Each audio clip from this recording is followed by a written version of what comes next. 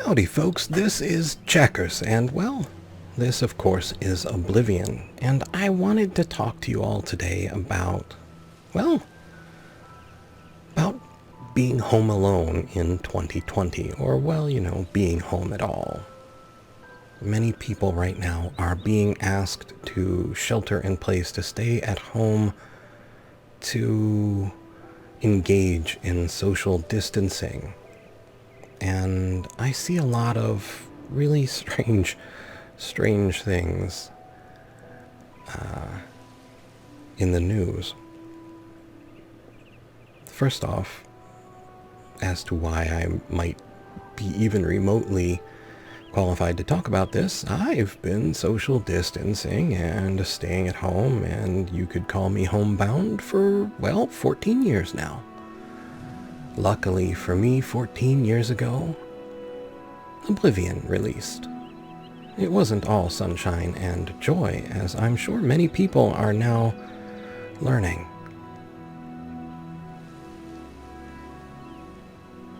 When I first fell ill, when I was first broken, a lot of people, even my friends, would tell me, it must be so nice. It's like a permanent vacation. You can play games all day.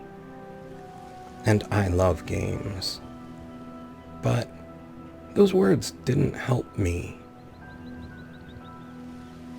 As a matter of fact, they had the opposite result, the opposite reaction. I started playing less, which wasn't good, because I really needed it more. Games can really, really help. And it's funny, what made me realize that were two cats. About a year or two after I fell ill, two cats adopted me. A black and white girl and an orange tabby boy, Kitty and Sammy, and I love them dearly.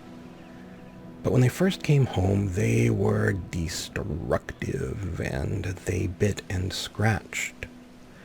And it's not that I couldn't deal with all of that, Sometimes you just sort of think, well, they're cats, they're going to do that. But we were home together 24/7. We had a lot of time to be with each other and to learn about each other. And one of the things that I had learned about myself in being home alone from work, from a job that I adored. And you have to remember, I started work at 16 years old with a work permit. I wanted to work. I loved to work. And I absolutely adored what I did. I was a theatrical lighting designer and a stagehand. I loved it. And I couldn't do it anymore. And it hurt. It physically hurt. It emotionally hurt. I think in some ways it even spiritually hurt. And so in watching my cats, I began to wonder, well, maybe it's the same for them. And so we started playing. Just a few minutes a day, but every day, very scheduled, very regular. And the destruction stopped. The biting and the scratching stopped. If my cats actually bite or scratch you today, they will be mortified. You can see it in their eyes.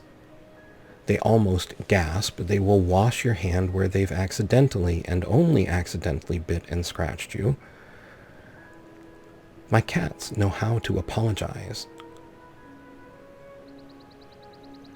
We spent a lot of time together, yeah. And I took some time to realize that maybe they were going through the same thing I was going through, because they were born and bred to hunt. And that's what they wanted to do, to hunt. And I didn't have any mice or birdies to give them, but I had toys and I had string. And playing turned out to be just as good. Because your prey didn't have to be living and breathing to be fun. It just had to behave like prey. And well, I could make string and toys do that. So, in the end, happy cats. Happy checkers. Like I said in the beginning, I had felt guilty about playing because people basically were sort of passive-aggressively coming at me for having a permanent vacation, as if I had chosen this particular path in life. The very first time I actually had a problem, I forgot how to assemble something, a scaffolding that we used at the university to take lights down from student productions. I'd built it many times before, and I have an excellent memory when I don't damage it. The second time I had a problem, I was about 50 feet up a 60-foot ladder, and I blacked out, and I fell. And if you've ever seen one of those ladders with the curved cheese grater backs, yeah, I know what those are for now. Because conscious or not, when you fall, they basically bounce you into the ladder until your arms and legs tangle up in the rungs and you stop, which is what happened to me. That's been 14 years of my life. For me to go out and do things, to even go down my stairs and out into the world, I bleed a little bit of oxygen from my brain. Not literally bleed, there's not a hole, but my blood vessels open up. I don't have quite enough blood pressure. My brain doesn't get quite enough oxygen. I damage my memory, my precious memory, all that I have left of everything that I've done throughout my theatrical career and my time at the university, all my friends, everything that I've done in my life. I understand what it means to not be able to go outside because it's dangerous, because I have something precious, something dear, something unique that I don't want to lose. People are being asked these days to stay inside, to shelter in place, to practice social distancing. And the thing is, if you succeed, if you do it right, you will never know who you've saved. You will never know what fractal path might have opened up before you, who you might have infected or who might have infected you, who you might have passed it to. You will never know if you do it right. Conversely, if you do it wrong, if you ignore the warnings, if you wander out wantonly, you will never know who you infect. You will never know who you make ill. You will never know whose life may or may not have been lost by the choices you made. If you think your quote-unquote freedoms are worth the risk of another's life, well, I don't think there's much I can do to help you. If you are concerned about such things, then here are the things I really want you to know. It is okay to not feel good about this. It is so okay. I understand. I get it. And I have so much respect for all of you. You are literally saving lives. You will never know the lives you save. You will never know the people who should and could be grateful to you, but they will be in their hearts.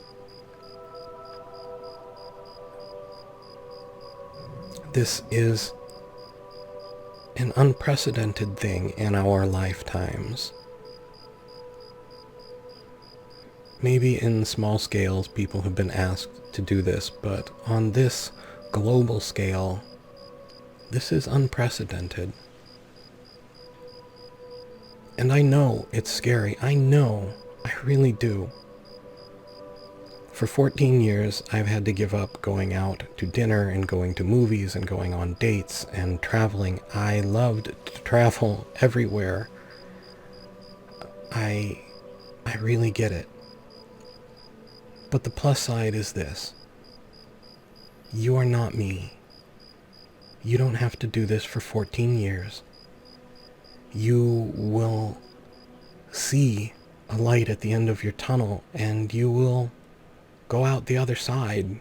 You will be back to your lives and to the things you love, and the people you love will be there with you.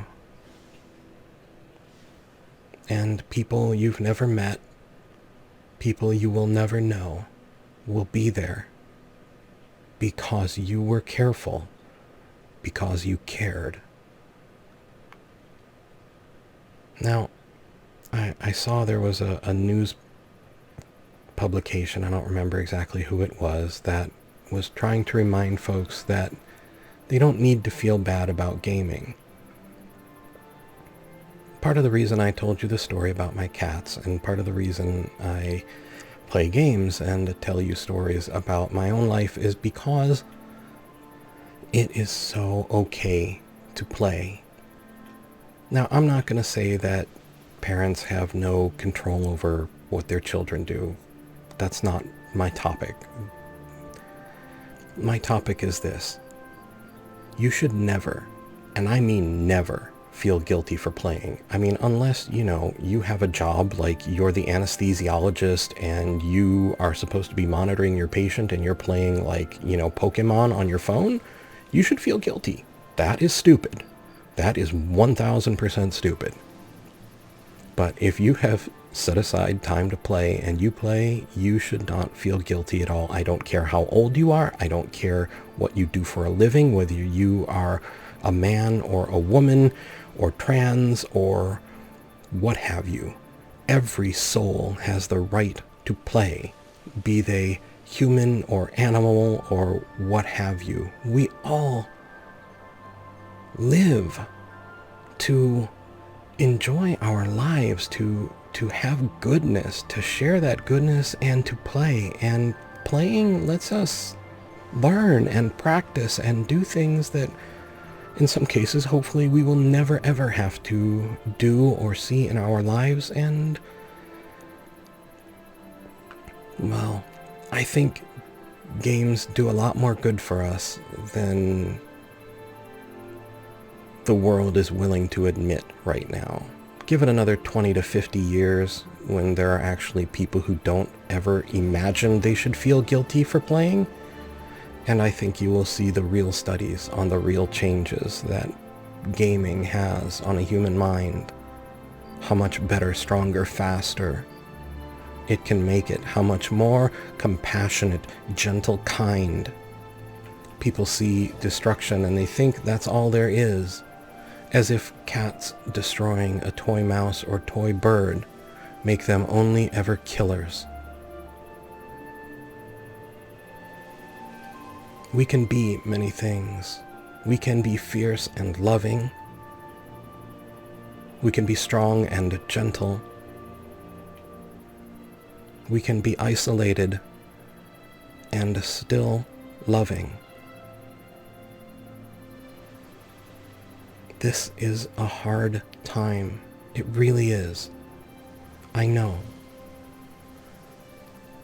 From the depth of everything that I've experienced over 14 years, this is what I ask you. Have mercy, not just on others, but on yourself. Oh, so much on yourself. It is easy to be merciful to others. Sometimes the hardest thing to do is to be merciful to yourself. Be kind to others, but also be kind to yourself. Play. Don't be afraid to play. Revel in your game. Enjoy the experience. You do not need to feel guilty because you're playing.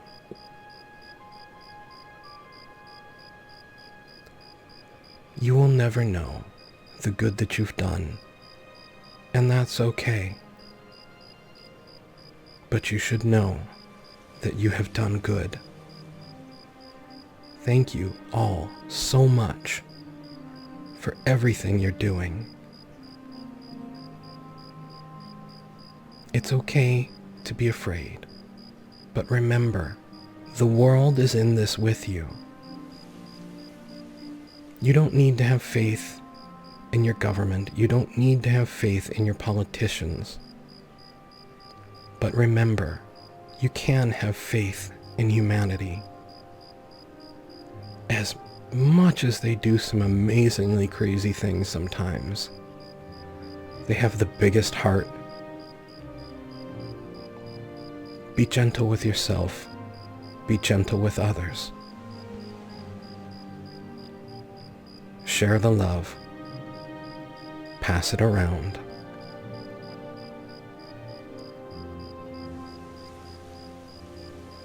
Thank you so much for taking the time to listen to me, for spending some time in my shelter, Oblivion, with me.